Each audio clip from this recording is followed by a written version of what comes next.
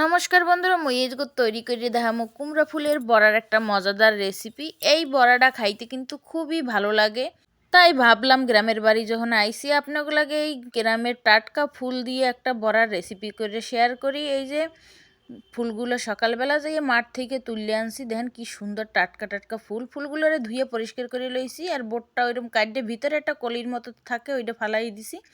এখন ফুলগুলোরে এক একে করে একটার ভিতর একটা দিয়ে সুন্দর করে পানের খিলকির মতো এরকম মোড়াই মোড়াই নিতে হইবে।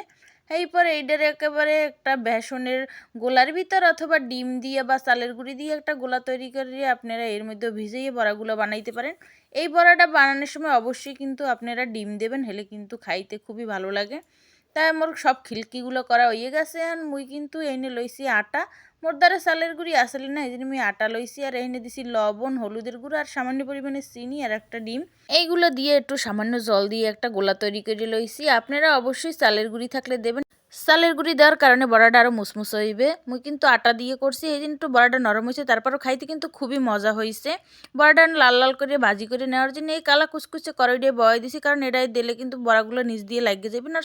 চুলার পাওয়ার এর ক্ষেত্রে কমাই রাখবেন যদি ঘ্যাসে ভাজেন। মুই কিন্তু মাটির চুলায় তৈরি করতেছি, এই জন্য চুলার পাওয়ারটা একেবারেই কম। দেন বড়াগুলো রেডি হয়ে গেছে। ভিডিওটি ভালো লাগলে অবশ্যই একটা শেয়ার করবেন।